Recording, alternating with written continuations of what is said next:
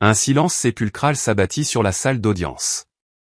Chacun cessa de respirer en regardant une toute petite fille de 11 ans aux longs cheveux châtains marcher vers l'estrade. Le cliquetis de ses souliers résonnait sur le plancher de bois. Elle était vêtue d'une simple robe écarlate, manifestement trop ample pour sa frêle constitution. Dans ses mains fébriles, elle étreignait une chemise cartonnée usée contre son torse. Le juge Pierre Leclerc, un homme mûr aux cheveux poivre et sel et au regard vif, siégeait derrière son haut pupitre en bois. Drapé dans sa robe de magistrat noir, il considéra la fillette avec des sourcils arqués. « Jeune demoiselle, que faites-vous ? Veuillez vous asseoir. Nous sommes dans un tribunal. » Votre honneur, l'interrompit la jeune fille, la voix tremblante mais audible. « Mon nom est Manon Dubois. L'homme assis là-bas est mon père, Stéphane Dubois. » D'un geste, elle indiqua un homme efflanqué, à l'air las, portant un costume gris démodé, assis au banc des accusés. « Et je défendrai mon père moi-même, car nul autre ne dira la vérité. » Une onde de choc parcourut la salle d'audience. Des exclamations de surprise et un brouhaha de chuchotements s'élevèrent. Plusieurs personnes se mirent debout. Silencio. Le juge Leclerc abattit son marteau avec force. Le bruit sec et net imposa le silence. Maître Christophe Vidal, le procureur sanglé dans son costume onéreux, se leva vivement, un sourire narquois aux lèvres. « Votre honneur, c'est grotesque. Il faut faire sortir cet enfant. J'ai des preuves. » s'exclama Manon en levant son dossier. « La preuve que mon père est innocent. La preuve qui révèle qui a véritablement dérobé l'argent. » Un silence absolu s'installa. Le juge Leclerc la fixait. Le sourire du procureur s'évanouit. Stéphane, le père de Manon, sentit des larmes inonder son visage.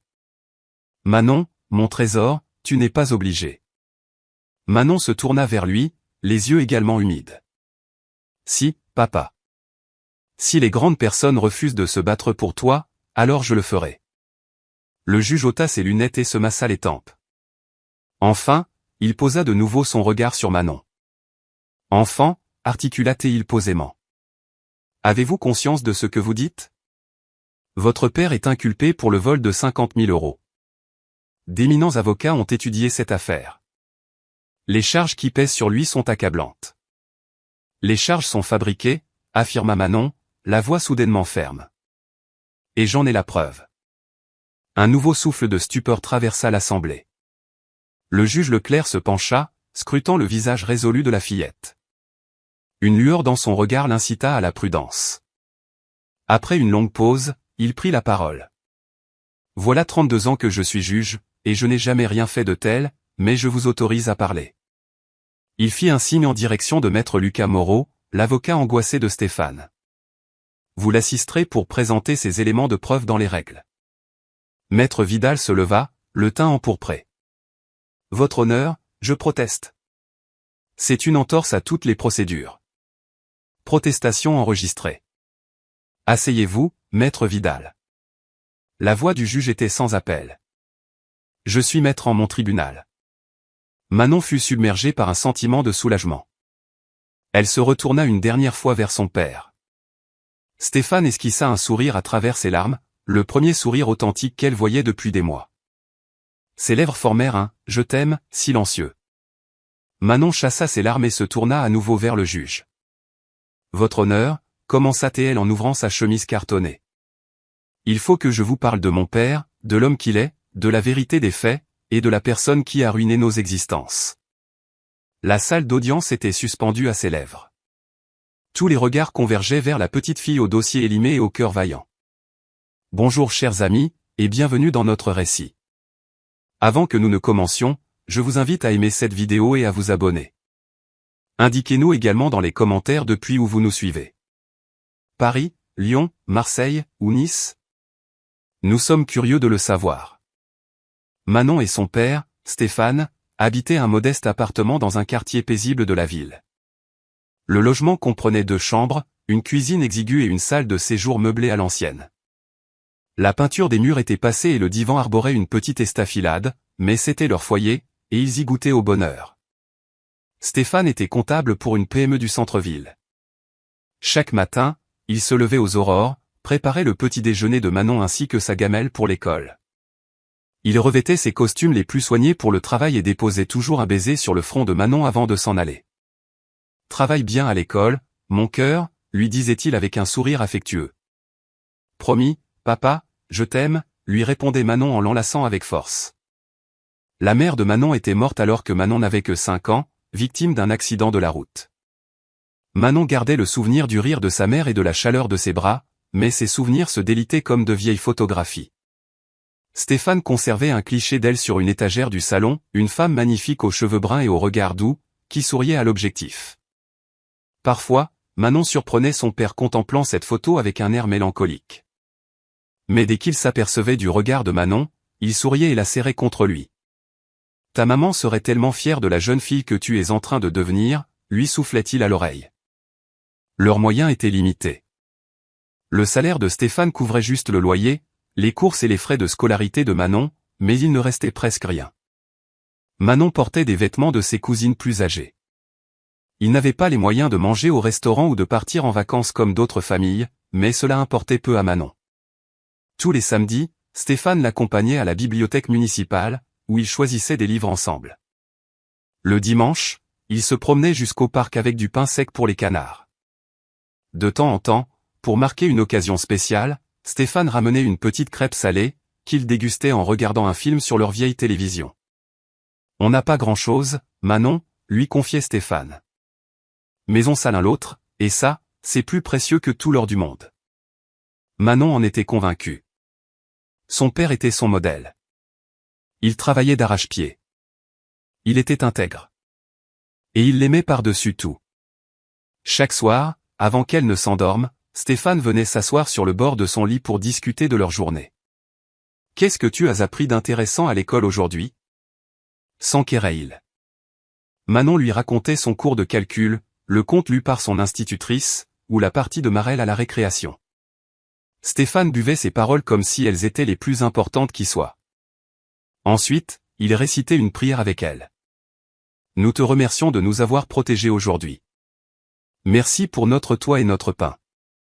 S'il te plaît, veille sur nous demain et pour toujours. » L'existence était simple. L'existence était douce. L'existence était bonne. Mais 7 mois plus tôt, tout avait basculé.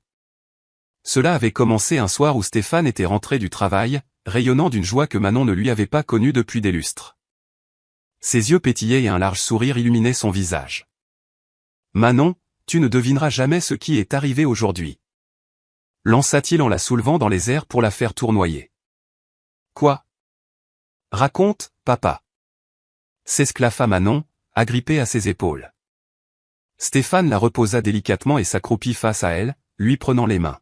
« Tu te souviens, je t'avais parlé d'un grand projet sur lequel je travaillais ? Eh bien, l'associé de mon directeur, Monsieur Nicolas Mercier, a été impressionné par mon travail. Il m'a dit que j'étais vif et compétent, et il veut créer une nouvelle société avec moi. » Les yeux de Manon s'arrondirent. « Pas possible ? C'est fantastique, papa. » Oui. Monsieur Mercier propose qu'on soit associé, à 50-50e. Il fournit le capital de départ, et je m'occupe de la gestion comptable et financière. Si ça réussit, on pourrait vraiment bien gagner notre vie, Manon. On pourrait s'installer dans un plus grand appartement. Je t'achèterai des habits neufs. On mettrait de l'argent de côté pour tes études supérieures.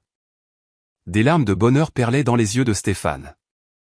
Après tant d'années de vaches maigres, notre situation va enfin s'améliorer. Manon se jeta au cou de son père. « Je suis tellement fier de toi, papa. » Dans les semaines qui suivirent, Stéphane se dépensa sans compter.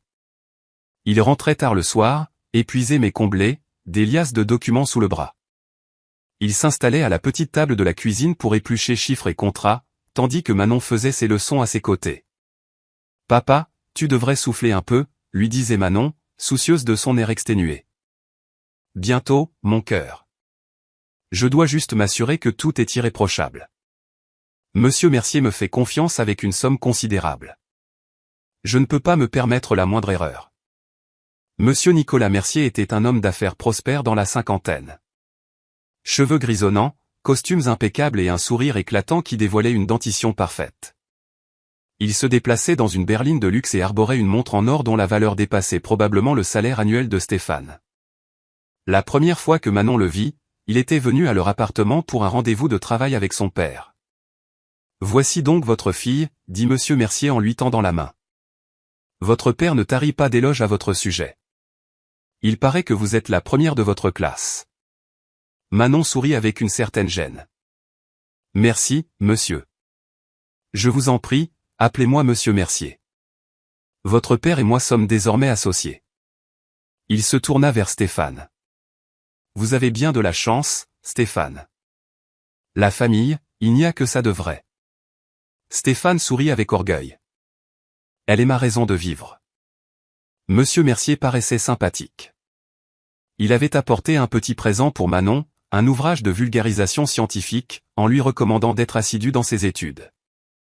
Le savoir est la clé de la réussite, avait-il déclaré. Manon l'avait trouvé aimable, et son père lui accordait une confiance aveugle. La nouvelle société fut baptisée Services Financiers Mercier et Dubois. Monsieur Mercier injecta 50 000 € sur le compte de l'entreprise en guise de fonds de démarrage.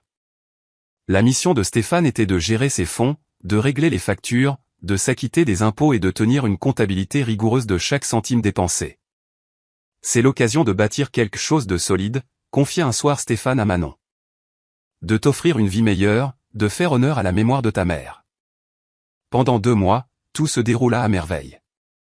La société acquérait ses premiers clients. Les rentrées d'argent suivaient. Stéphane travaillait d'arrache-pied, consignant chaque opération avec une minutie exemplaire. Il était si méticuleux, si intègre, si résolu à faire de ce projet un succès. Et puis, un lundi matin, le château de cartes s'effondra. Stéphane était à son bureau quand 2 agents de police firent irruption. Ils se dirigèrent sans hésiter vers lui, sous le regard médusé de ses collègues. Stéphane Dubois, lança l'un des agents. « C'est moi, » répondit Stéphane en se levant, perplexe. « Vous êtes en état d'arrestation pour vol et escroquerie. » Le visage de Stéphane devint cireux. « Comment ? C'est une méprise. Vous avez le droit de garder le silence. » L'agent commença à lui notifier ses droits tout en lui passant les menottes. Les collègues de Stéphane restaient bouche bée. Certains chuchotaient. D'autres dégainèrent leur téléphone pour filmer la scène. « Je vous en prie, c'est une erreur, » répéta Stéphane, au comble du désarroi. « Je n'ai rien dérobé. Examinez les comptes. Examinez tout. » Mais les agents restèrent sourds à ses protestations. Ils le firent sortir de l'immeuble, menotté, sous les regards et les messes basses. Le même jour, à l'école, on vint chercher Manon pour la conduire au bureau du directeur. En y pénétrant, elle y trouva une femme en tailleur gris qui l'attendait. « Bonjour, Manon. Je suis Madame Sophie Girard, des services de l'aide sociale à l'enfance. » Le cœur de Manon s'emballa. « Où est mon papa ? Il va bien ?» Le visage de Madame Girard était empreint de compassion, mais son ton était grave. « Ton père a été placé en détention, mon enfant. Il est soupçonné d'avoir détourné des fonds de son entreprise. En attendant que cette situation s'éclaircisse, nous devons te trouver un hébergement provisoire. » Non. Les yeux de Manon s'inondèrent de larmes. « Mon papa n'a rien volé. Jamais il ne ferait une chose pareille. Il est droit. Il est bon. Je conçois ton chagrin, mais... Je veux voir mon papa. » Sanglota Manon. « S'il vous plaît, j'ai besoin de lui. » Mais ses pleurs et ses supplications n'y firent rien. Cette nuit-là, Manon dormit chez sa tante Sylvie Lambert, la sœur cadette de son père. Tante Sylvie habitait de l'autre côté de la ville, dans une maison de campagne avec son époux et leurs 3 enfants. L'endroit était exigu et animé, mais tante Sylvie fit tout son possible pour que Manon s'y sente bien. « Ton père s'en sortira, mon ange », lui assura tante Sylvie en la prenant dans ses bras.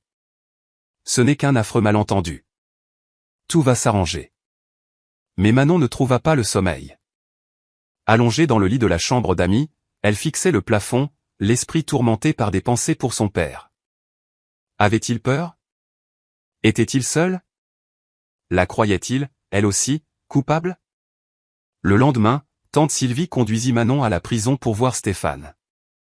Ils prirent place dans un petit parloir, une épaisse paroi de verre les séparant. Stéphane était de l'autre côté, vêtu d'un uniforme de prisonnier. Ses yeux étaient injectés de sang. Il semblait si épuisé, si abattu. Manon décrocha le combiné de son côté du hygiaphone. Stéphane fit de même. Papa. La voix de Manon était brisée. Oh, ma puce. Les larmes se remirent à couler sur les joues de Stéphane. Je suis si navré. Si navré que tu me vois dans cet état. Papa, qu'est-ce qui se passe? Pourquoi t'accuse-t-il d'avoir volé de l'argent?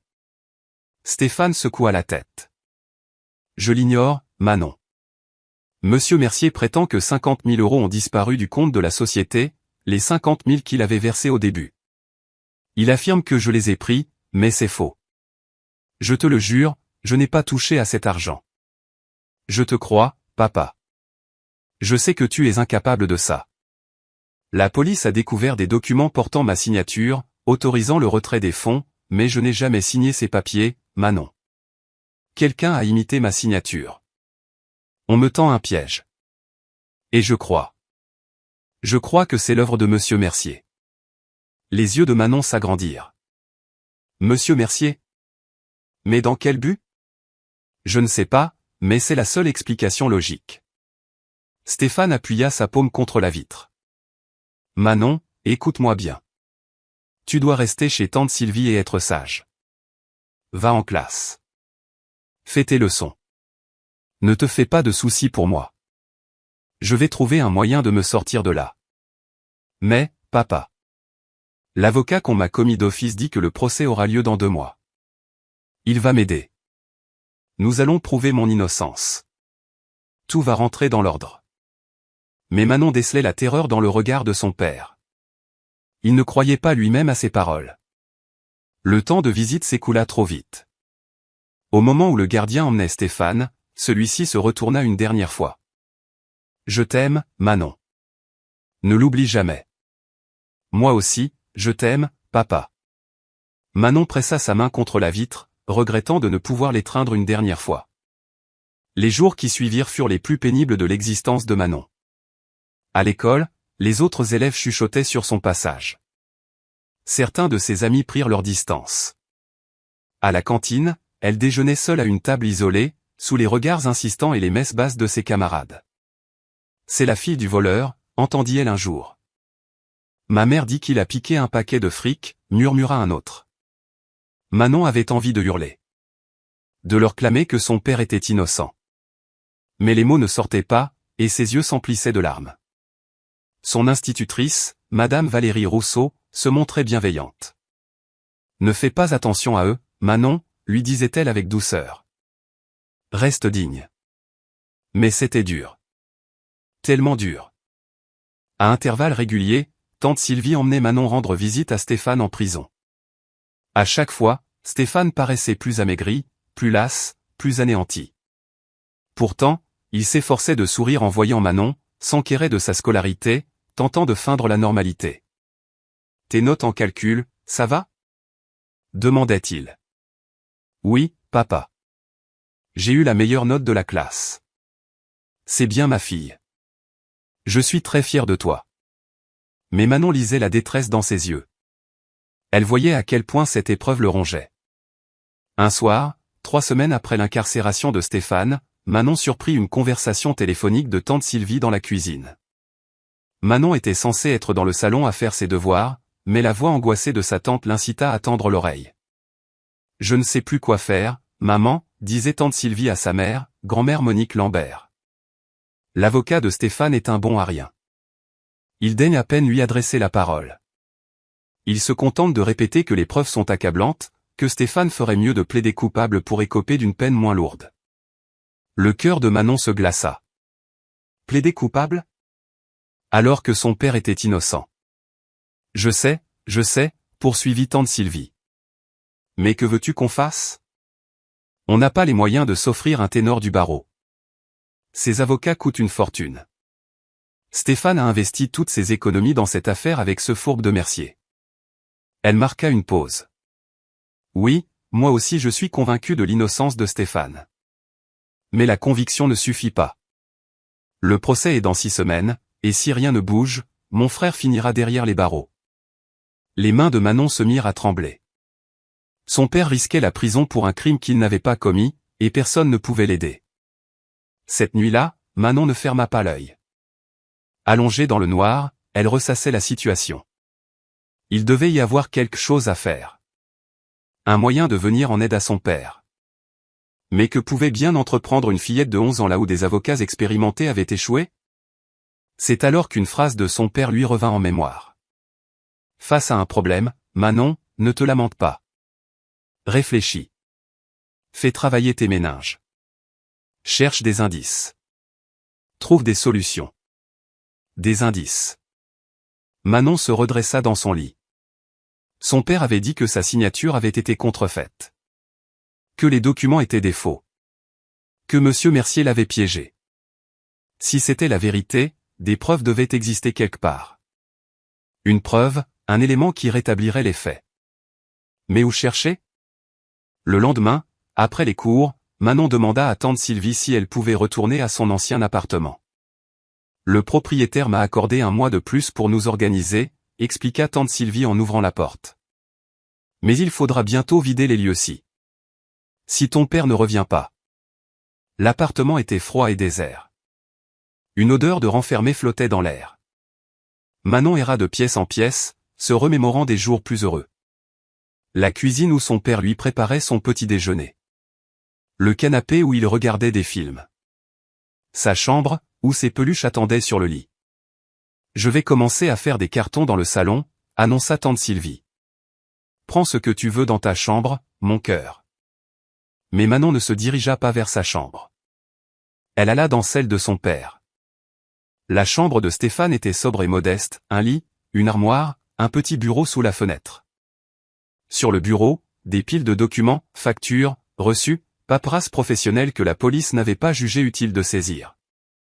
Manon s'installa au bureau et se mit à éplucher les papiers. Pour la plupart, des documents administratifs sans intérêt. Factures d'électricité, quittances de loyer, tickets de supermarché. Son père, en bon comptable, classait tout méticuleusement. C'est alors qu'au fond d'une pile, Manon avisa un dossier portant l'étiquette « Affaires Mercier et Dubois ». Son cœur se mit à battre plus fort. Elle l'ouvrit. Il contenait des copies de contrats, de relevés de comptes et d'autres documents d'entreprise. Manon n'y comprenait pas grand-chose. Le jargon était trop technique, truffé d'expressions comme « responsabilité fiscale », « apport en capital » et « devoir de fiduciaire ». Elle persévéra. Et finit par tomber sur un élément capital. Une copie du document attestant du retrait des 50 000 € du compte de la société. Le document qui servait de pièce à conviction principale contre son père. Manon examina la signature de son père au bas de la page. Elle l'avait vu des milliers de fois, sur des mots d'excuses pour l'école, des cartes de vœux, des dessins pour la fête des pères. Elle la connaissait par cœur. Et cette signature-là était anormale. Le S de Stéphane était trop courbe. Son père dessinait toujours des S nets et anguleux. Et le D de Dubois était trop étriqué. Les D de son père étaient habituellement amplés généreux. La ressemblance était frappante, très frappante. L'auteur de ce faux s'était appliqué, mais l'imitation n'était pas parfaite. Les mains de Manon tremblaient d'une excitation fébrile. C'était une preuve. Une preuve que la signature était un faux. Mais qui la prendrait au sérieux? Elle n'était qu'une enfant. Les adultes se contenteraient sans doute de lui caresser la tête en disant « C'est mignon, ma petite », avant de passer à autre chose. Elle poursuivit ses recherches dans le dossier. Vers la fin, elle découvrit les relevés bancaires du compte de la société. Elle scruta les dates. D'après les relevés, les 50 000 € avaient été retirés le 15 mars à 14h30 précise. Le 15 mars. Manon ouvrit son sac et en sortit son cahier de texte. Elle chercha la date du 15 mars. Elle y avait noté « Papa vient à l'école pour la rencontre parents-professeurs de 14h à 15h ». Son cœur s'emballa. Son père se trouvait à son école pour une rencontre parents-professeurs au moment même où l'argent était prétendument retiré de la banque. Elle se souvenait parfaitement de cette journée. Son institutrice, Madame Rousseau, avait souhaité s'entretenir avec Stéphane de ses excellents résultats et lui proposer de l'inscrire en classe de mathématiques supérieures. C'était la preuve irréfutable que son père ne pouvait pas être à la banque s'il était à l'école avec elle. Pourquoi son avocat n'avait-il rien vu? Manon continua à fouiller, l'esprit en ébullition. Elle cherchait un autre indice, n'importe quoi. Et elle trouva quelque chose qui lui coupa la respiration. La copie d'un courriel. La police l'avait certainement négligé lors de la perquisition. Le courriel, envoyé par Monsieur Mercier à Stéphane, était daté du 20 février, soit 3 semaines avant la disparition des fonds. Il disait, « Stéphane, après mûre réflexion, je constate que ce partenariat ne correspond pas à mes attentes. Je vais devoir récupérer prochainement mon investissement initial. Nous devrions discuter des modalités de dissolution de la société. » Manon relut le message plusieurs fois. Monsieur Mercier voulait récupérer son argent. Il voulait mettre un terme à leur collaboration. Et 3 semaines plus tard, il accusait Stéphane d'avoir volé ce même argent. C'était incohérent. Sauf si Monsieur Mercier avait lui-même retiré son argent avant d'en imputer la responsabilité à Stéphane. Mais pourquoi un tel stratagème? Manon se creusa la tête. En dissolvant simplement la société, Monsieur Mercier aurait récupéré ses 50 000 €, et rien de plus. Mais en accusant Stéphane de vol, celui-ci serait emprisonné, et Monsieur Mercier pourrait non seulement récupérer son argent, mais aussi lui réclamer des dommages et intérêts. Peut-être aussi que Monsieur Mercier avait des dettes et cherchait un moyen de faire disparaître cet argent. Le mobile exact lui échappait, mais son intuition lui criait que Monsieur Mercier était le coupable. « Manon, tout va bien ?» l'interpella tante Sylvie depuis le salon. « Oui, j'arrive. » Manon rassembla en hâte les documents cruciaux, le faux, le relevé bancaire, le courriel et quelques autres pièces. Elle les glissa précieusement dans son sac. Il fallait qu'elle les montre à quelqu'un. Quelqu'un qui l'écouterait. Quelqu'un qui pourrait l'aider. Mais qui? L'avocat de son père, que tante Sylvie jugeait incompétent. La police, qui avait déjà son coupable tout désigné. C'est alors que Manon se rappela une phrase de son institutrice, « Si vous cherchez la justice, adressez-vous aux tribunaux. C'est le rôle des juges.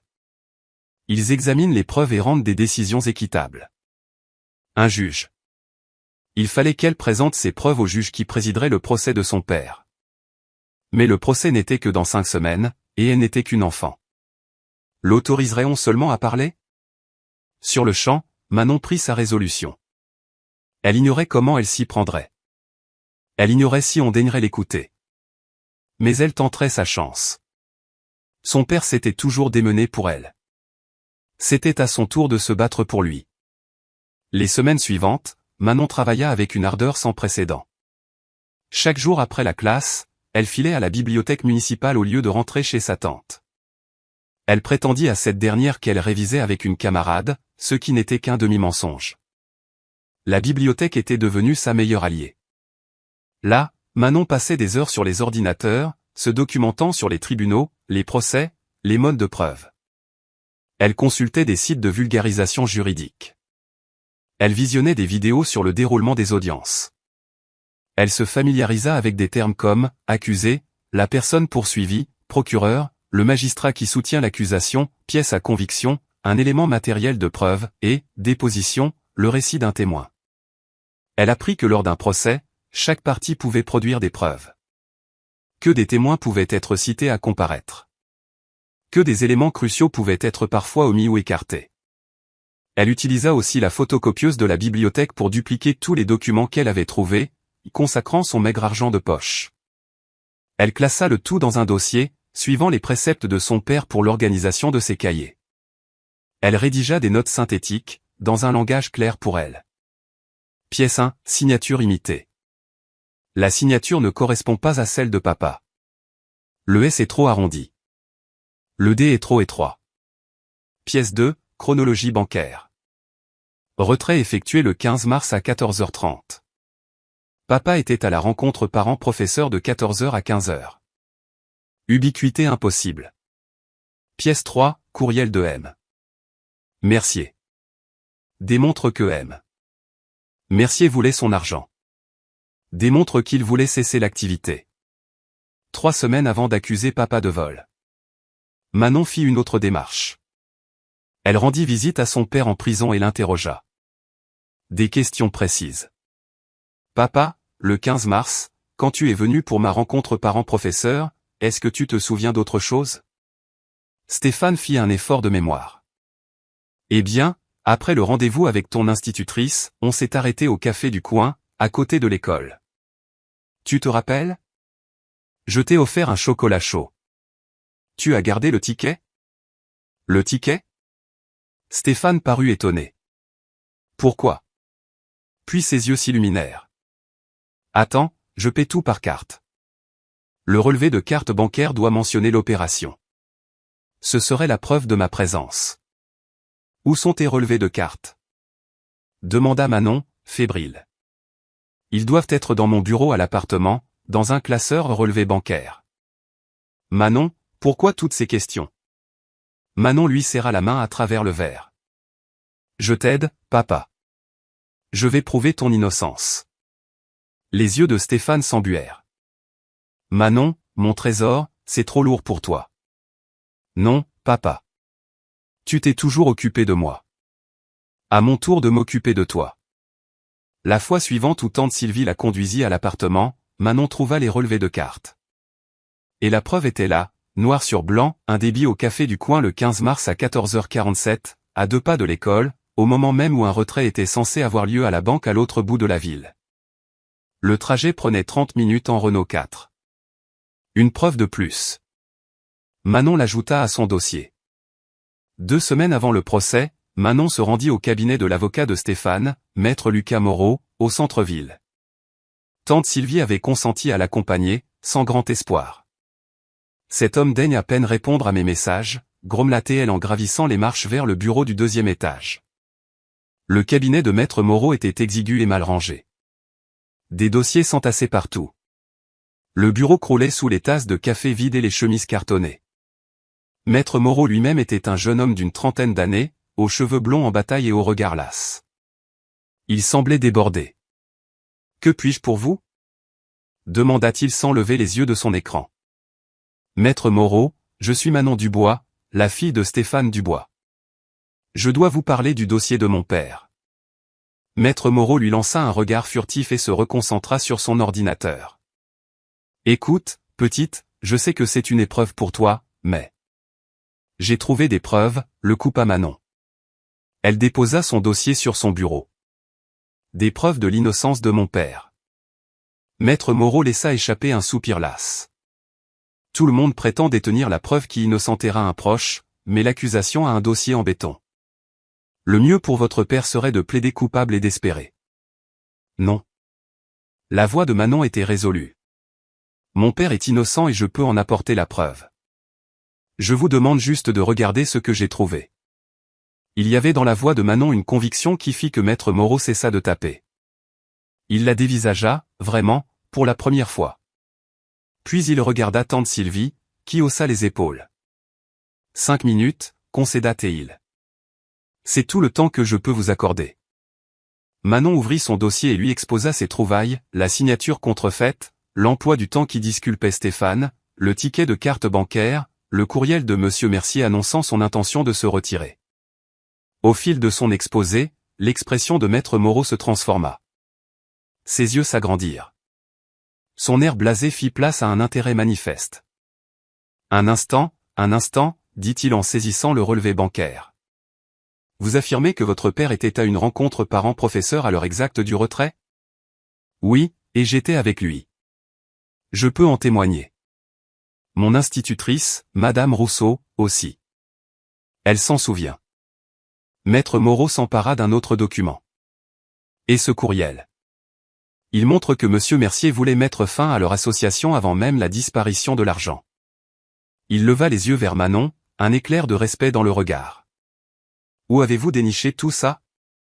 Dans le bureau de mon père. La police a été négligente. Ils ont laissé ces documents. Maître Moreau s'adossa à son fauteuil, se passant les mains dans les cheveux. Ça change la donne. Pourquoi votre père ne m'a-t-il rien dit de cette rencontre? Il a dû oublier.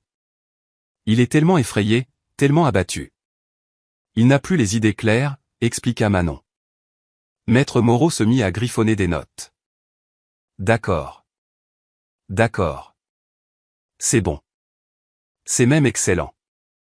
L'expertise graphologique risque d'être longue et coûteuse, mais la chronologie, l'alibi, c'est du solide. Il regarda Manon. Vous avez mené une véritable enquête, petite. Une enquête de pro. Manon sentit une douce chaleur l'envahir. Enfin, quelqu'un l'écoutait. Pourrez-vous vous en servir pour aider mon père? Demanda-t-elle, pleine d'espoir. Je vais tout tenter. Je vais contacter votre institutrice pour recueillir sa déposition. Je vais demander une commission rogatoire pour obtenir les registres du café, s'ils existent encore. Et je vais étudier ce courriel de plus près. Maître Moreau esquissa même un demi-sourire. Votre père a une chance inouïe de vous avoir. Manon quitta le cabinet plus légère qu'elle ne l'avait été depuis des semaines. Mais son espoir fut de courte durée. Une semaine avant le procès, Maître Moreau appela tante Sylvie pour lui annoncer de mauvaises nouvelles. Manon écoutait depuis la pièce voisine. Comment ça, l'institutrice ne peut pas témoigner?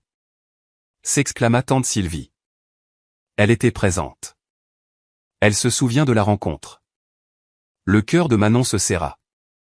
Le rectorat s'y oppose. Pour quelle raison? Tante Sylvie écouta en silence. Ils ne veulent pas être mêlés à une affaire pénale. C'est aberrant. Il en va de la liberté d'un homme. Nouveau silence. Et le café a effacé ses enregistrements vidéo au bout de 30 jours. Forcément. Tante Sylvie semblait abattue. Et le courriel? Manon retint son souffle. Le parquet estime qu'il ne prouve rien. Que monsieur Mercier était dans son droit de vouloir récupérer son investissement. Et que ça ne prouve pas qu'il a piégé Stéphane. Tante Sylvie s'effondra sur une chaise. Et maintenant? Qu'est-ce que ça implique pour le procès? Manon n'entendit pas la réponse de Maître Moreau, mais elle vit le visage de sa tante se décomposer. Je comprends, dit doucement tante Sylvie. Bien, merci d'avoir essayé. Elle raccrocha. Manon entra dans la pièce. Tante Sylvie, qu'est-ce qu'il y a? Sa tante la regarda avec des yeux tristes. Mon ange. Maître Moreau a bien tenté d'utiliser tes preuves. Il a vraiment tout essayé, mais ça ne suffit pas. L'Éducation nationale refuse que ton institutrice témoigne pour ne pas impliquer l'école. Le café n'a plus d'archives.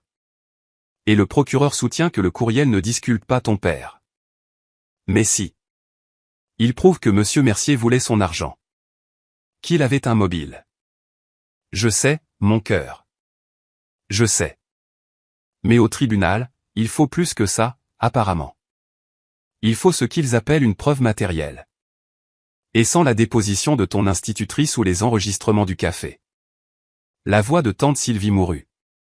Alors, qu'est-ce qui va arriver à papa? Chuchota Manon, devinant la réponse.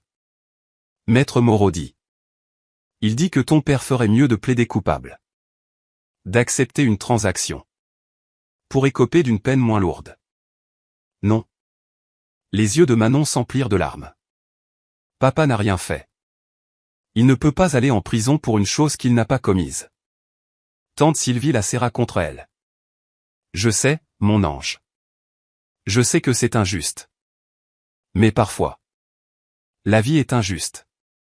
Mais Manon ne pouvait s'y résoudre. Elle ne s'y résoudrait pas. Cette nuit-là, dans le lit de la chambre d'amis, Manon prit sa décision. Si les adultes étaient impuissants à sauver son père, elle s'en chargerait elle-même. Elle irait à ce procès. Elle se lèverait. Elle présenterait ses preuves au juge. Elle raconterait la vérité sur la rencontre parents-professeurs. Elle les obligerait à l'entendre. Elle ignorait si sa démarche aboutirait. Elle ignorait si on lui accorderait la parole. Mais elle devait essayer. Les 6 jours suivants, Manon se prépara. Elle classa méthodiquement ses documents. Elle répéta son intervention, s'exerçant à voix basse devant le miroir. Elle consigna les points essentiels sur des fiches pour ne rien omettre sous le coup de l'émotion. Elle se renseignera sur les formules de politesse à l'égard d'un juge, votre honneur. Elle étudia la manière de présenter des pièces à conviction. Elle visionna des enregistrements de vrais procès pour s'imprégner de l'attitude et du langage des prétoires. Elle n'était qu'une enfant, une fillette de 11 ans armée d'un dossier. Mais elle était aussi une fille qui aimait son père plus que tout au monde. Et l'amour, se dit-elle, donne du courage. Le jour du procès arriva. Manon se leva à l'aube et enfila ses plus beaux habits, une blouse blanche et une jupe bleue que son institutrice lui avait offerte. Tante Sylvie l'aida à se coiffer et à nouer ses cheveux en une queue de cheval impeccable. « Tu es très belle, mon cœur, » lui dit tante Sylvie.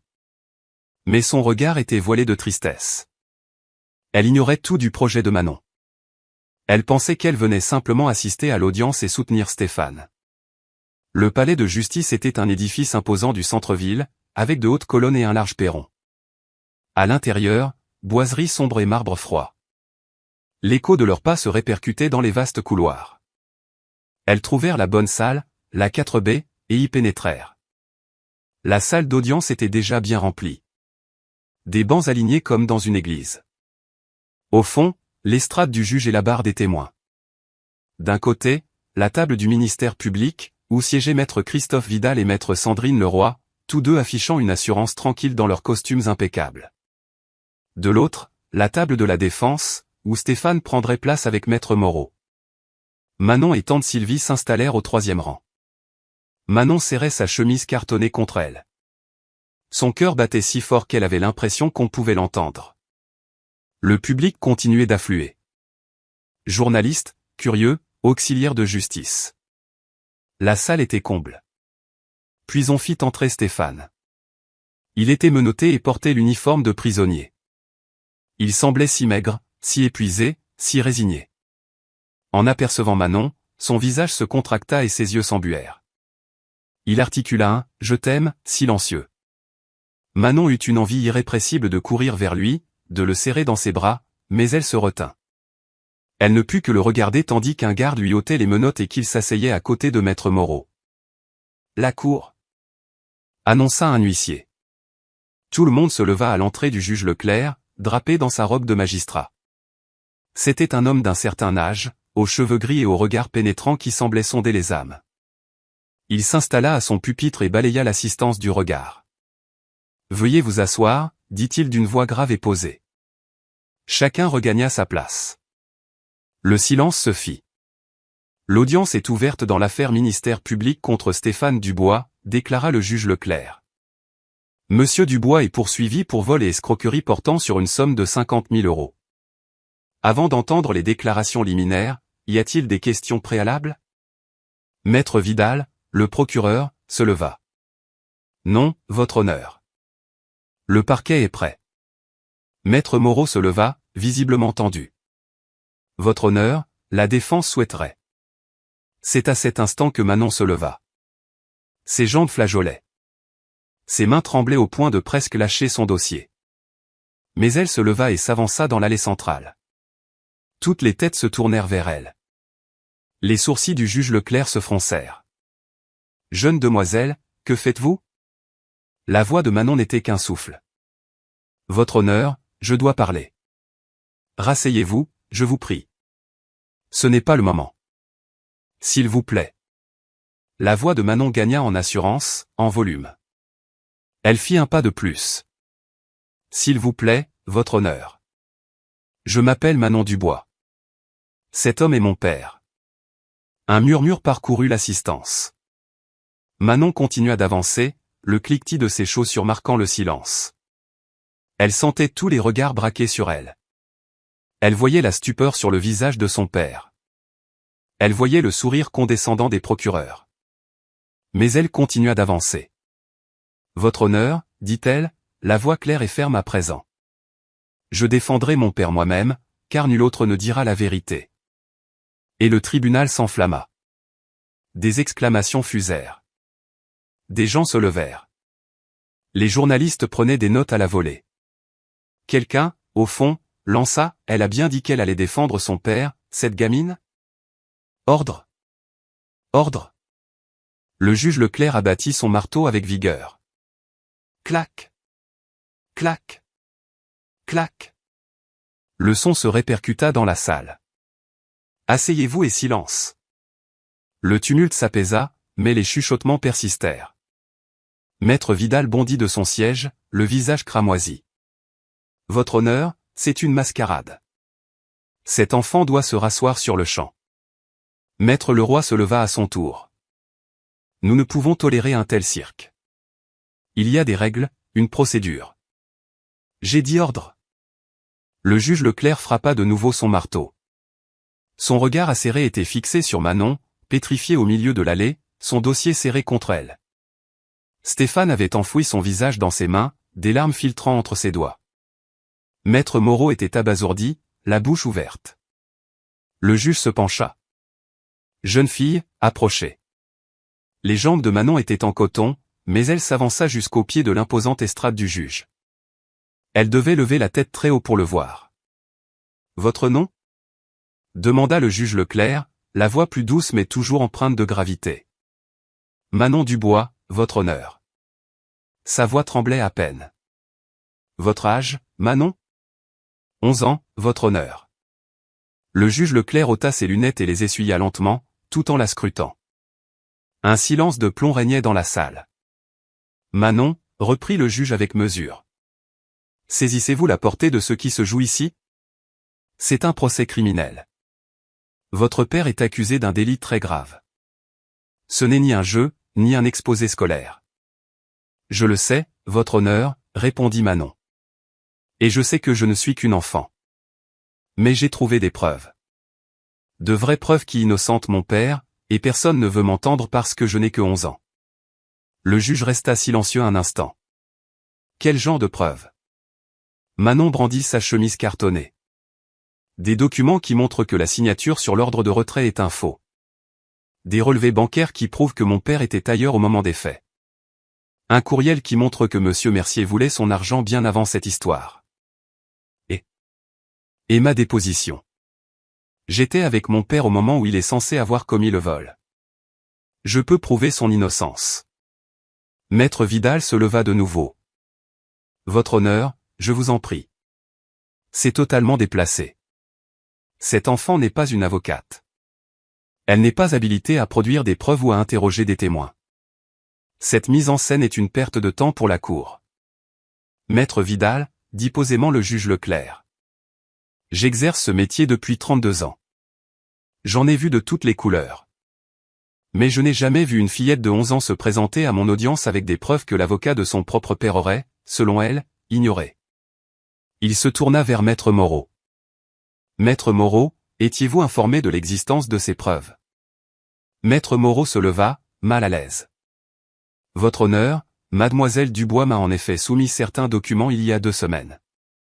J'ai tenté de les exploiter, mais j'ai buté sur des difficultés, notamment la disponibilité de témoins, et de ce fait.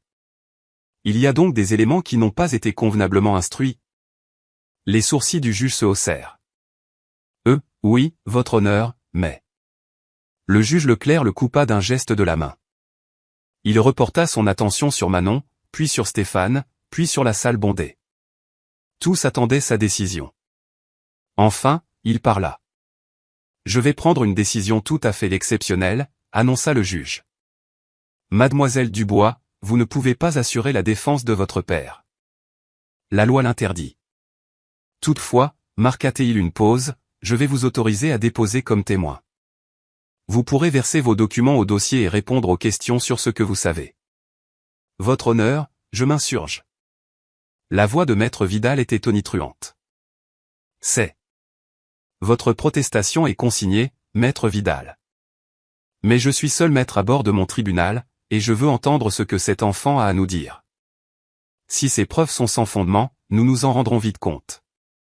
Mais s'il existe la moindre chance que des faits pertinents aient été négligés, il fixa le procureur droit dans les yeux, il est de notre devoir de les examiner. La justice prime sur la commodité. Asseyez-vous. Maître Vidal obtempéra, le visage congestionné par la colère. Le juge Leclerc se tourna de nouveau vers Manon. Maître Moreau vous assistera. Vous vous adresserez à moi par la formule votre honneur. Vous ne direz que la vérité. Est-ce bien compris ? Oui, votre honneur. La voix de Manon était désormais assurée. L'espoir gonflait sa poitrine. Huissier, faites prêter serment au témoin, ordonna le juge. Un huissier s'approcha de Manon et lui demanda de lever la main droite. Vous jurez de dire la vérité, toute la vérité, rien que la vérité? Je le jure, affirma Manon sans hésiter. Veuillez prendre place à la barre. Manon se dirigea vers la barre des témoins, un siège surélevé à côté de l'estrade du juge, équipé d'un micro. Elle dut se hisser pour s'y asseoir. Une fois installée, elle posa son dossier sur la tablette devant elle. Toute l'assistance la dévisageait. Elle voyait son père pleurer en silence. Elle voyait tante Sylvie, les mains jointes sur sa bouche. Elle voyait les journalistes, penchés en avant, avides du moindre mot. Elle était morte de peur, mais elle était prête. Le juge Leclerc lui fit un signe approbateur. Mademoiselle Dubois, la parole est à vous. Dites à la cour ce que vous savez. Manon prit une longue inspiration. Elle ouvrit son dossier et en sortit la première pièce, l'ordre de retrait à la signature contrefaite. Votre honneur, commença-t-elle, sa voix amplifiée par le micro. Mon père n'a pas volé d'argent, et je vais vous le prouver. Pendant l'heure qui suivit, Manon déroula son argumentation, pièce par pièce. Elle présenta l'ordre de retrait au juge, expliquant pourquoi la signature était un faux. Mon père a signé pour moi des centaines de documents, des mots d'absence, des bulletins, des cartes de vœux. Je connais sa signature. Le S de Stéphane est toujours net et pointu, comme une flèche. Regardez celui-ci. Il est tout en courbe. Et le D de Dubois est toujours large et délié. Celui-ci est petit et contracté. Quelqu'un a tenté d'imiter son écriture, mais ce n'est pas parfait. Maître Vidal intervint. Votre honneur, cet enfant n'est pas graphologue. Son avis sur une signature est sans valeur. Mais le juge Leclerc se pencha, examinant le document à travers ses vers. La cour tiendra compte de sa déposition au même titre que des autres éléments. Poursuivez, mademoiselle Dubois. Manon présenta ensuite le relevé bancaire. Ce document montre que les 50 000 € ont été retirés de la banque le 15 mars à 14h30. Or, mon père n'était pas à la banque ce jour-là. Il était avec moi. Où était-il? S'enquit le juge Leclerc. À mon école, votre honneur. Pour une rencontre parent-professeur avec mon institutrice, Madame Rousseau. Le rendez-vous était fixé de 14h à 15h. Mon père ne pouvait pas être à la banque en train de retirer de l'argent pendant qu'il était à mon école en entretien avec mon institutrice. Des murmures s'élevèrent. L'information était nouvelle, même pour le parquet, qui parut surpris. Avez-vous une preuve de cette rencontre? Demanda le juge. Mon institutrice s'en souvient, votre honneur, mais l'école refuse qu'elle témoigne. La voix de Manon se chargea d'une pointe de frustration. Ils ne veulent pas être impliqués. Mais j'ai autre chose. Elle brandit le relevé de carte bancaire. Après la rencontre, mon père m'a emmené au café du coin, près de l'école. Il m'a payé un chocolat chaud. Regardez, c'est sur son relevé. 15 mars, 14h47. Café du coin, 412 rue du Chêne. C'est le café de mon école. Soit 17 minutes après le prétendu retrait à la banque. Et la banque est à l'autre bout de la ville. Le trajet prend 30 minutes en Renault 4. Elle vit le juge Leclerc prendre des notes. Son visage était grave, concentré. Maître Moreau se leva, ayant recouvré un peu d'assurance. Votre honneur, si vous le permettez, la défense souhaite verser officiellement ces documents au dossier. Le relevé de carte bancaire établit que M. Dubois se trouvait à l'opposé de la ville au moment des faits reprochés. Le ministère public souhaite examiner ces pièces, déclara maître Vidal en se levant. Vous en aurez l'occasion lors du contre-interrogatoire, rétorqua le juge Leclerc. Laissez le témoin terminer. Mademoiselle Dubois, avez-vous autre chose? Oui, votre honneur. Manon sortit le courriel. Ceci est un courriel de Monsieur Mercier, l'homme qui accuse mon père, adressé à mon père. Il date du 20 février. Soit 3 semaines avant la disparition de l'argent. Dans ce courriel, Monsieur Mercier exprime son souhait de récupérer son argent. Il dit que le partenariat ne fonctionne pas et qu'il veut dissoudre la société. Elle leva vers le juge un regard passionné. Vous ne voyez pas, votre honneur? Monsieur Mercier voulait son argent. Il l'a écrit lui-même. Et s'il avait retiré lui-même son argent de la banque avant d'en faire porter le chapeau à mon père? Mon père irait en prison, et Monsieur Mercier aurait son argent, et il pourrait même lui réclamer des dommages et intérêts. La salle bruissa de nouveau de chuchotements. Ordre. Le juge Leclerc frappa son marteau. Il se tourna vers les procureurs. Maître Vidal, Maître Leroy, aviez-vous connaissance de ce courriel? Maître Vidal parut embarrassé. Votre honneur, ce courriel n'est pas pertinent. Monsieur Mercier était en droit de vouloir mettre fin à leur collaboration. Cela ne prouve en rien. Cela prouve immobile, l'interrompit Manon, oubliant les règles de procédure. Cela prouve que monsieur Mercier avait une raison de prendre son propre argent et d'accuser mon père. Mademoiselle Dubois, intervint doucement le juge Leclerc. Veuillez attendre qu'on vous interroge avant de prendre la parole. Mais il se tourna de nouveau vers les procureurs. Elle n'a pas tort. Ce courriel établit la volonté de monsieur Mercier de rompre la relation d'affaires. Corroboré par les éléments de chronologie qui disculpent monsieur Dubois. Je suis très curieux d'entendre la déposition de monsieur Mercier. Maître Leroy se leva. Votre honneur, monsieur Mercier est notre principal témoin. Sa déposition est prévue cet après-midi. Il pourra tout clarifier. Je n'en doute pas, dit le juge. Il regarda Manon. Mademoiselle Dubois, autre chose? Manon acquiesça. Juste une dernière chose, votre honneur. Mon père est l'homme le plus intègre que je connaisse. Jamais il ne volerait, pas même un euro. Il m'a appris que l'honnêteté prime sur l'argent. Que la réputation et la parole donnée sont les seules vraies richesses. Un homme qui inculque de tels principes à sa fille ne les bafouerait pas pour de l'argent. C'est impensable. Sa voix se brisa légèrement. Mon père est innocent. Tout ce que je vous demande, c'est d'examiner les preuves. De les examiner vraiment. Ne laissez pas un innocent aller en prison. Je vous en supplie. Un silence total se fit dans la salle. Le juge Leclerc observa Manon un long moment. Il y avait dans son regard un mélange de respect et de tristesse. Maître Vidal, dit le juge. Vous pouvez contre-interroger le témoin. Maître Vidal se leva lentement et s'approcha de Manon avec un sourire suffisant. Il était convaincu de pouvoir la déstabiliser en quelques questions. Ce n'était qu'une enfant. Mademoiselle Dubois, commença-t-il d'une voix mielleuse. Vous aimez tendrement votre père, n'est-ce pas? Oui, monsieur. Et vous seriez prête à tout pour l'aider? Oui, monsieur. N'est-il donc pas possible que votre désir de l'innocenter vous fasse voir ce que vous voulez voir? Que vous soyez si désespéré que vous inventiez des preuves qui n'existent pas? Manon le fixa droit dans les yeux. Non, monsieur. Je n'invente rien. Les documents sont authentiques. Le relevé de carte est authentique. Le courriel est authentique. Et j'étais bien à cette rencontre parent-professeur avec mon père. Ce sont des faits, pas des inventions. Le sourire de maître Vidal se crispa. Mais vous n'êtes pas graphologue. Vous ne pouvez pas savoir avec certitude si cette signature est un faux. Peut-être pas avec une certitude scientifique, concéda Manon. Mais je connais l'écriture de mon père mieux que personne. Et cette signature me paraît suspecte. Vous pourriez mandater un expert si vous teniez vraiment à la vérité. Quelques rires étouffés se firent entendre dans l'assistance. Le visage de maître Vidal s'empourpra. Et ce ticket de carte. Qu'est-ce qui nous prouve que votre père ne vous a pas simplement confié sa carte pendant qu'il se rendait à la banque? Parce que j'étais avec lui, affirma Manon avec aplomb.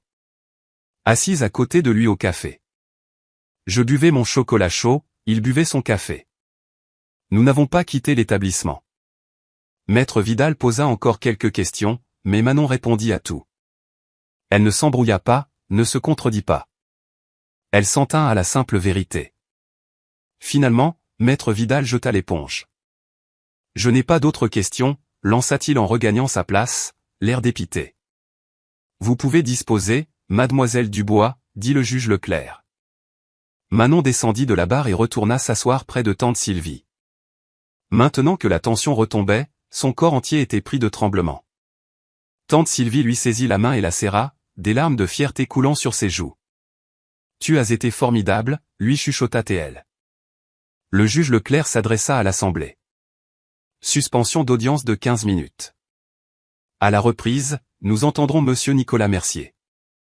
Pendant la suspension, La salle d'audience était en effervescence. Les journalistes se ruaient dehors pour téléphoner.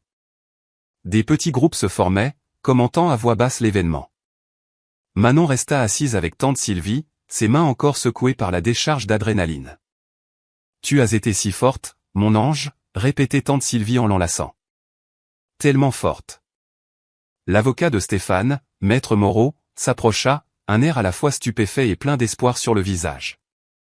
« Mademoiselle Dubois, c'était prodigieux. Vraiment prodigieux. Vous nous avez redonné une chance. Vous croyez que le juge m'a cru ? Demanda Manon, anxieuse. Je crois qu'il vous prend très au sérieux. Plus que je ne l'aurais imaginé, pour être franc. Maître Moreau jeta un œil vers les procureurs, qui discutaient âprement dans un coin. Et je crois que Maître Vidal est dans ses petits souliers, ce qui est de très bon augure. Manon regarda son père, assis à la table de la défense. Un garde se tenait près de lui, mais Stéphane s'était retourné pour la regarder. Son visage était baigné de larmes, mais il souriait, un vrai sourire, pour la première fois depuis des mois. Il posa la main sur son cœur et articula « Je suis si fier de toi ». Une douce chaleur envahit Manon. Quoi qu'il advienne, son père savait qu'elle s'était battue pour lui. Qu'elle croyait en lui. Les 15 minutes filèrent. L'huissier annonça « La cour ». Chacun se leva tandis que le juge Leclerc regagnait son siège. Une fois le juge assis, l'assistance fit de même. Nous allons maintenant entendre la déposition du principal témoin de l'accusation, déclara le juge Leclerc. Huissier, introduisez monsieur Nicolas Mercier. Les portes de la salle s'ouvrirent et monsieur Mercier entra. Il était tel que Manon se le rappelait, grand, sûr de lui, vêtu d'un costume gris impeccable qui valait sans doute plusieurs mois de salaire de son père. Ses cheveux gris étaient tirés à 4 épingles. Ses souliers luisaient. Sa montre en or brillait sous les néons. Mais tandis qu'il s'avançait vers la barre, Manon perçut une faille. Sa confiance en lui semblait moins assurée que d'habitude. Son regard balayait nerveusement la salle. Quand il croisa celui de Manon, sa mâchoire se contracta. Il sait, songea Manon. Il sait que j'ai le courriel. Il sait pour la rencontre parent-professeur. Il a peur. L'huissier fit prêter serment à monsieur Mercier, qui s'installa à la barre en rajustant sa cravate. Maître Vidal se leva pour l'interroger. Monsieur Mercier, veuillez décliner vos noms, prénoms et professions pour le procès-verbal. Nicolas Mercier. Homme d'affaires et investisseur. Je suis propriétaire de plusieurs biens immobiliers et sociétés dans la région. Et vous étiez associé à l'accusé, Stéphane Dubois? Oui. Malheureusement. La voix de monsieur Mercier était posée, bien rodée. J'accordais à monsieur Dubois une confiance absolue. Cette confiance a été bafouée. Expliquez à la cour ce qui s'est passé. Monsieur Mercier soupira théâtralement, comme accablé par le chagrin. J'ai rencontré Stéphane il y a environ 1 an. Il était comptable, et j'ai été impressionné par ses compétences. Je lui ai proposé de monter une affaire ensemble, service financier Mercier et Dubois. J'ai personnellement investi 50 000 € pour le démarrage. La mission de Stéphane était de gérer ses fonds en bon père de famille. Il marqua une pause, secouant la tête. Les 2 premiers mois, tout paraissait normal. Puis j'ai commencé à noter des anomalies. Stéphane se montrait évasif sur la situation financière. Il refusait de me présenter des comptes détaillés. Quand j'ai insisté, il s'est montré agressif. Quelle a été la suite? L'incita maître Vidal. Le 20 mars, je suis allé consulter le compte de la société. Les 50 000 € s'étaient volatilisés. Disparus. Quand j'ai demandé des explications à Stéphane, il a prétendu n'être au courant de rien. Mais la banque m'a fourni des ordres de retrait portant sa signature. Il avait pris mon argent. Quel a été votre sentiment? Dévasté. Trahi. J'avais fait confiance à cet homme. Je lui avais offert une chance de construire quelque chose de grand, et il m'a volé. La voix de monsieur Mercier était empreinte de douleur et de tristesse. Dans l'assistance, plusieurs personnes hochèrent la tête avec compassion. Monsieur Mercier était un excellent comédien, se dit Manon. Il sonnait parfaitement juste. Je n'ai pas d'autres questions, conclut maître Vidal en se rasseyant, l'air satisfait. Le juge Leclerc se tourna vers Maître Moreau. La défense souhaite-t-elle procéder au contre-interrogatoire? Maître Moreau se leva, plus assuré que jamais. Oui, votre honneur. Certainement. Il s'approcha de Monsieur Mercier, le dossier de Manon à la main. Monsieur Mercier, vous parlez d'anomalies dans les comptes. Pouvez-vous préciser la nature de ces anomalies? Monsieur Mercier s'agita sur son siège. Des choses qui ne collaient pas. Des dépenses excessives, des mouvements de fonds suspects. Mais vous n'en avez jamais fait état à la police dans votre déposition initiale, n'est-ce pas? Eh bien, j'étais focalisé sur le principal, le vol. Je vois. Maître Moreau sortit un document. Monsieur Mercier, je vous présente la pièce C de la défense.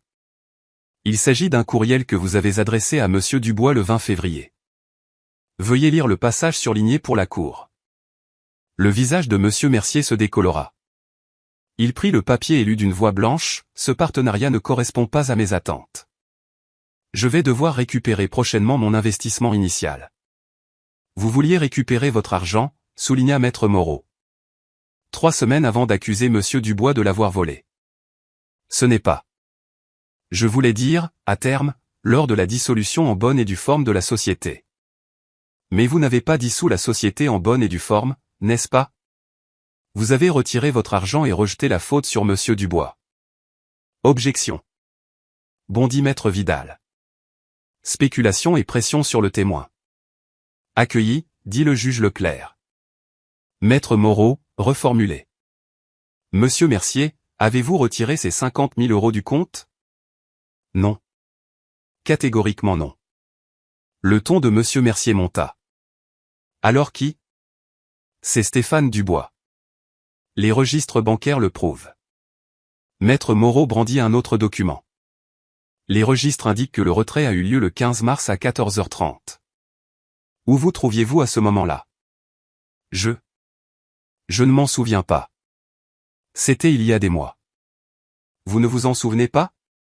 Il s'agit de 50 000 € vous appartenant, le jour même de leur disparition. Et vous ne savez plus où vous étiez? Le visage de Monsieur Mercier virait au rouge. J'étais sans doute sur l'un de mes chantiers. Je possède plusieurs immeubles. Je suis très occupé. Vous n'avez donc pas d'alibi pour l'heure du vol. Je n'ai pas besoin d'alibi. Je suis la victime. Vraiment? La voix de Maître Moreau était acérée. Parce que Monsieur Dubois, lui, a un alibi. Il était à l'école de sa fille pour une rencontre parent-professeur.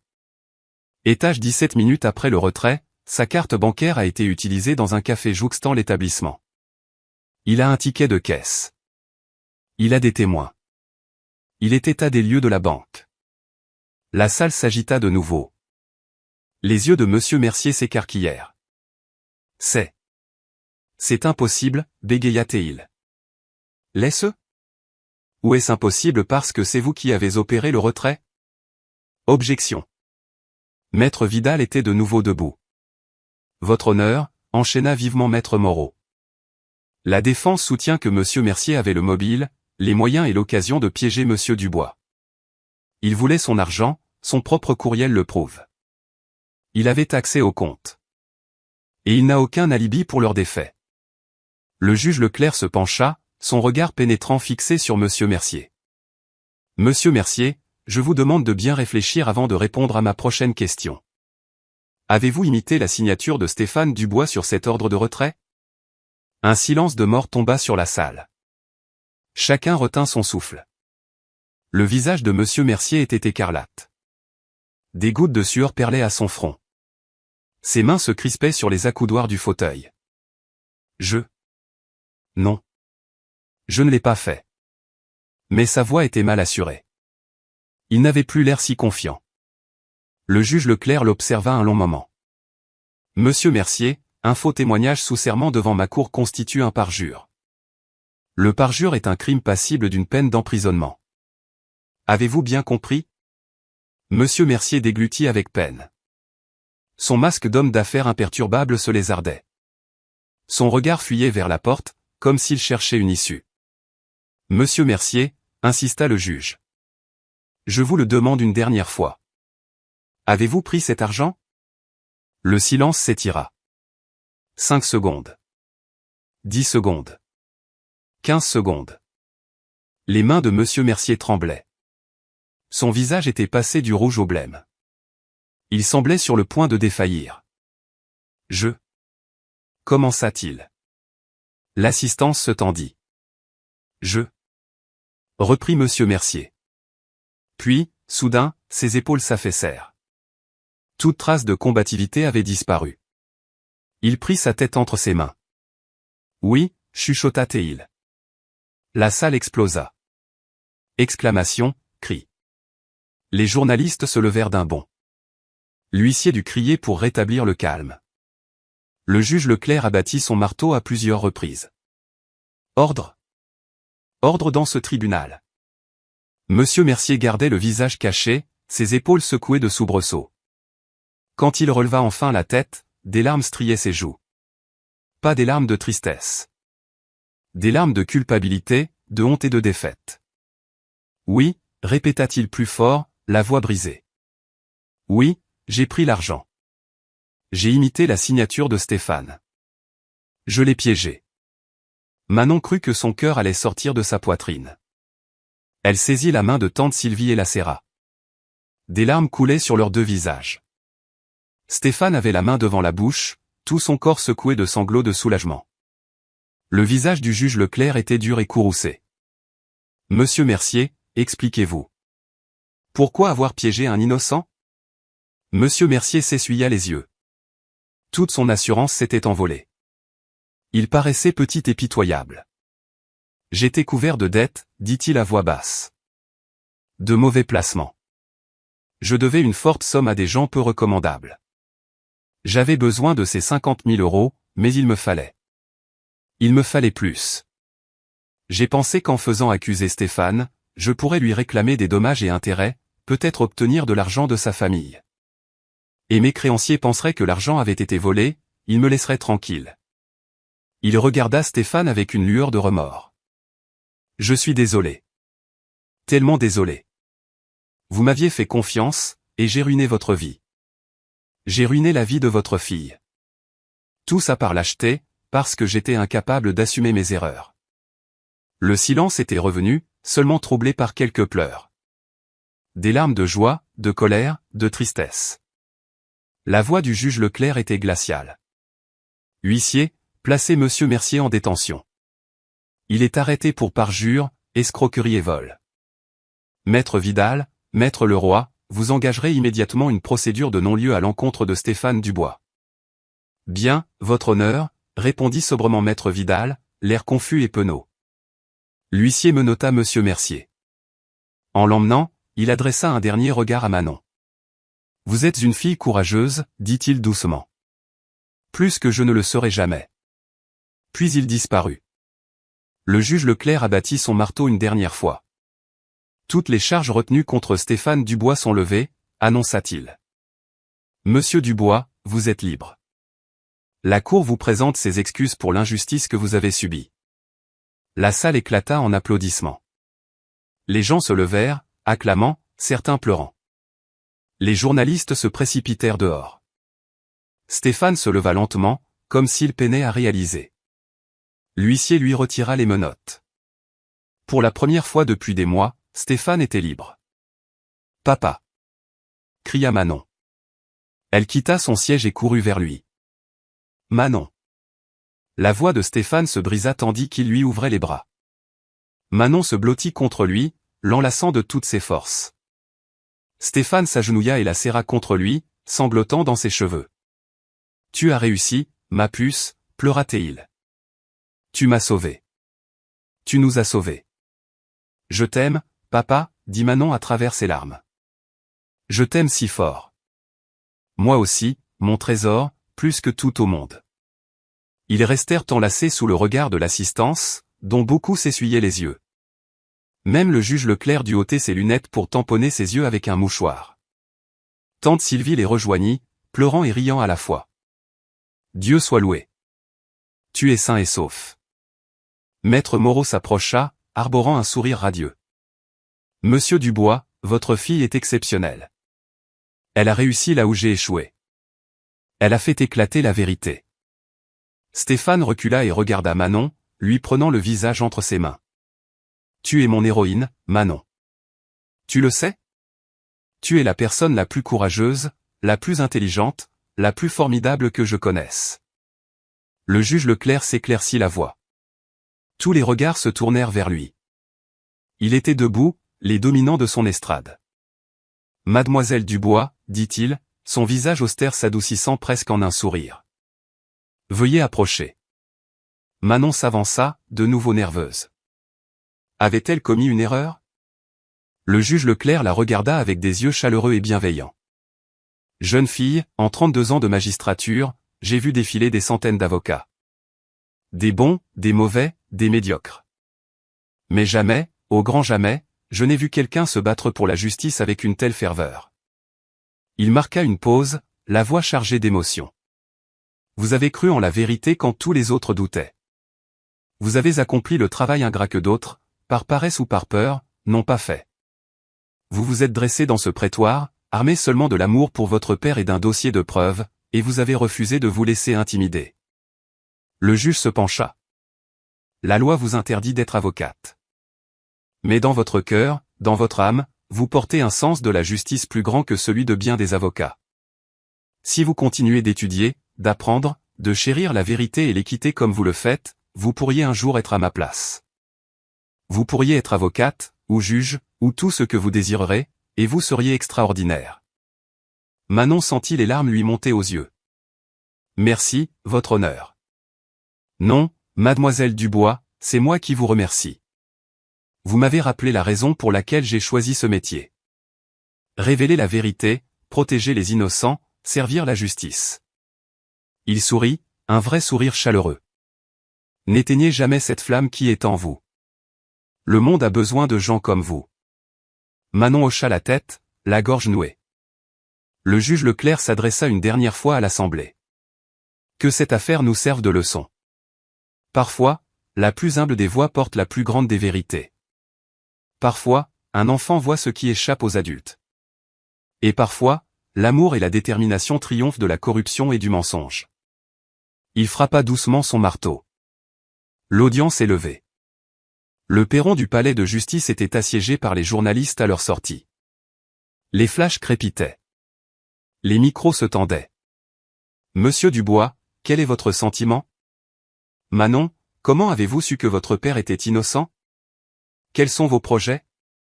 Stéphane serrait fort la main de Manon. Il s'arrêta au milieu des marches et fit face aux caméras. Je voudrais dire quelque chose, annonça-t-il, la voix encore enrouée. Pendant 7 mois, j'ai vécu un cauchemar. J'étais innocent, mais personne ne me croyait. Je pensais tout perdre. Ma liberté, ma fille, ma vie. Il baissa les yeux vers Manon avec une tendresse infinie. Mais cette petite fille n'a jamais douté de moi. Quand tous les autres avaient baissé les bras, elle s'est battue. Elle a mené son enquête. Elle a trouvé la vérité. Une enfant de 11 ans a fait ce que des professionnels aguerris n'ont pas su ou pas voulu faire. Sa voix se fit plus forte. Si je suis libre aujourd'hui, c'est parce que ma fille m'a assez aimé pour se battre pour moi. Elle est la personne la plus forte et la plus courageuse que je connaisse. Et je tâcherai, le reste de ma vie, d'être le père qu'elle mérite. Les journalistes prenaient des notes fébrilement. Les flashs redoublèrent. Un journaliste interpella Manon. « Manon, que veux-tu dire ?» Manon regarda les caméras, les micros. Elle repensa à tout ce qui s'était passé. La peur, le chagrin, la solitude, les efforts, l'instant où Monsieur Mercier avait avoué. Je veux juste dire que si vous aimez quelqu'un, il ne faut jamais l'abandonner. Quand on me disait que mon père était coupable, je n'y ai pas cru, parce que je le connais. Je connais son cœur, et l'amour m'a aidé à voir la vérité. Elle fit une pause, pensant aux autres enfants qui verraient peut-être ce reportage. Des enfants dont les parents étaient peut-être en difficulté. Si quelqu'un que vous aimez est victime d'une injustice, ne restez pas à pleurer. Agissez. Posez des questions. Cherchez des réponses. Même si on est un enfant, notre voix compte. La vérité compte. Et parfois, les plus petits peuvent faire les plus grandes choses. Les journalistes applaudirent. Certains avaient les larmes aux yeux. Alors qu'ils descendaient les dernières marches vers la voiture de tante Sylvie, des passants les interpellèrent, « Dieu vous bénisse, petite. Vous êtes une héroïne, ma puce. Votre fille est admirable, monsieur. Admirable. » Ce soir-là, Stéphane et Manon regagnèrent leur appartement pour la première fois depuis des mois. Il était froid et poussiéreux, mais c'était leur foyer. Stéphane ouvrit la porte, puis souleva Manon et la porta à l'intérieur. « On est à la maison, mon cœur, murmura-t-il. Enfin à la maison. » Ils passèrent la soirée à ranger, à discuter, à rire, heureux d'être enfin réunis. Stéphane cuisina un bœuf bourguignon, le plat préféré de Manon. Ils dînèrent à leur petite table de cuisine, et ce fut le meilleur repas de la vie de Manon. Après le dîner, Stéphane coucha Manon dans son lit.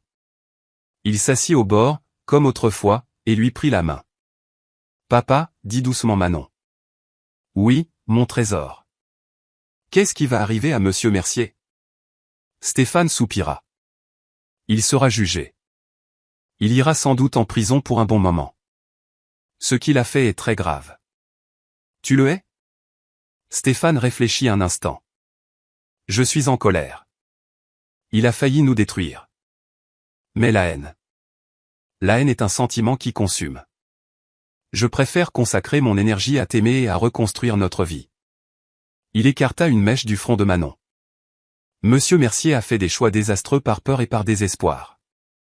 J'espère qu'il en tirera une leçon. Qu'il deviendra meilleur. Mais surtout, j'espère qu'on pourra tourner la page et oublier tout ça. » « Moi aussi, » dit Manon en bâillant. Stéphane sourit. « Tu dois être sur les genoux. Tu as mené un procès aujourd'hui. » C'était un peu fatigant, admit Manon en riant. Stéphane se pencha et l'embrassa sur le front. « Dors bien, ma vaillante fille. Demain est un autre jour. Un nouveau départ. » Il allait se lever, mais Manon lui retint la main. « Papa, tu veux bien prier avec moi ?» Comme avant. Les yeux de Stéphane s'humectèrent de nouveau, mais de larmes de joie cette fois. « Bien sûr, mon ange. Bien sûr. » Il s'agenouilla près du lit et lui tint la main comme il l'avait fait 1000 fois. « Merci, » pria doucement Stéphane, « de nous avoir protégés. Merci d'avoir donné à Manon le courage et le discernement. Merci d'avoir fait triompher la vérité. Merci de nous avoir ramenés chez nous. Et merci, » ajouta Manon, « de ne jamais avoir perdu espoir, même dans les moments les plus durs.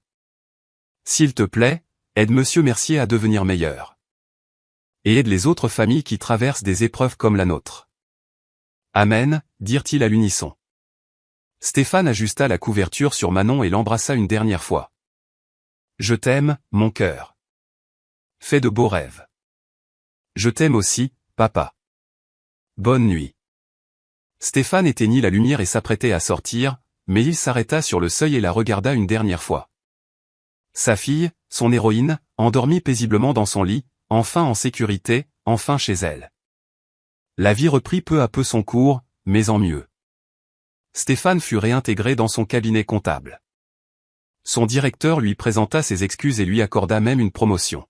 « Nous aurions dû nous douter que vous étiez incapable d'une telle chose, » lui dit-il.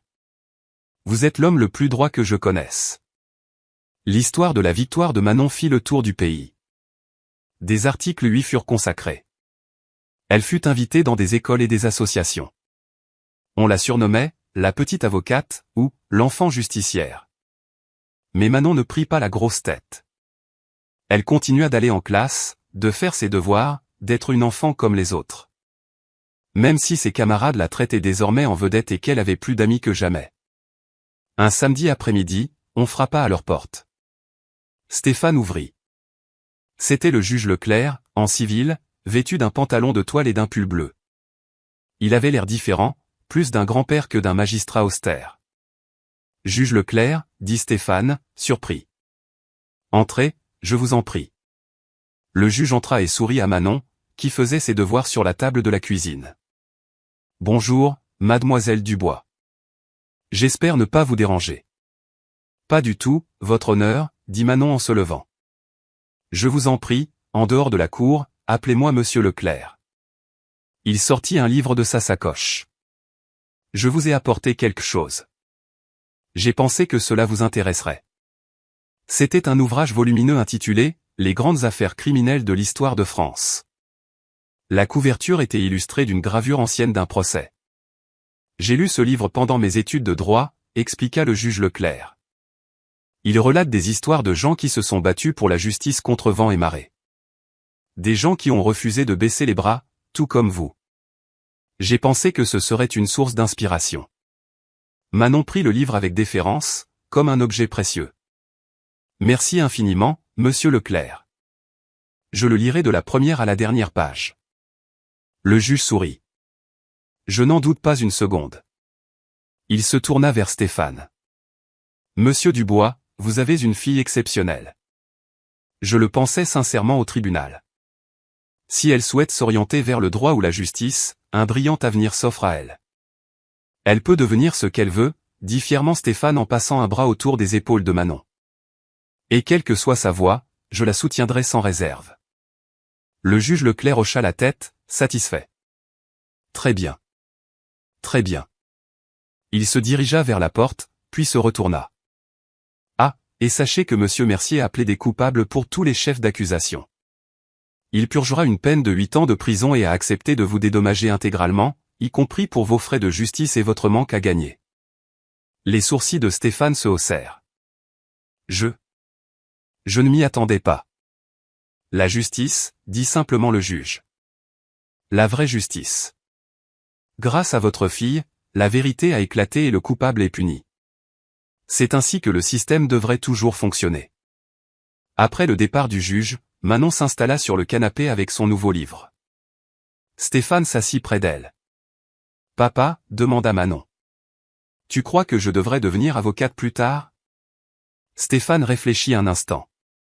Je crois que tu devrais faire ce qui te rendra heureuse, mon trésor. Avocate, institutrice, médecin, artiste. Quoi que tu choisisses, tu excelleras, parce que tu as quelque chose de spécial en toi. Du courage, de la compassion, et l'amour de la vérité. Avec ces qualités, tu réussiras dans tout ce que tu entreprendras. Manon posa sa tête sur l'épaule de son père. Je crois que j'ai envie d'être avocate, ou juge. Pour aider les autres, comme tu m'as aidé, comme le juge Leclerc aide les gens. Alors c'est ce que tu feras, dit Stéphane en lui embrassant le sommet du crâne. Et quand tu seras un jour dans un prétoire, à défendre un justiciable, je serai dans la salle, à te regarder en pensant, c'est ma fille.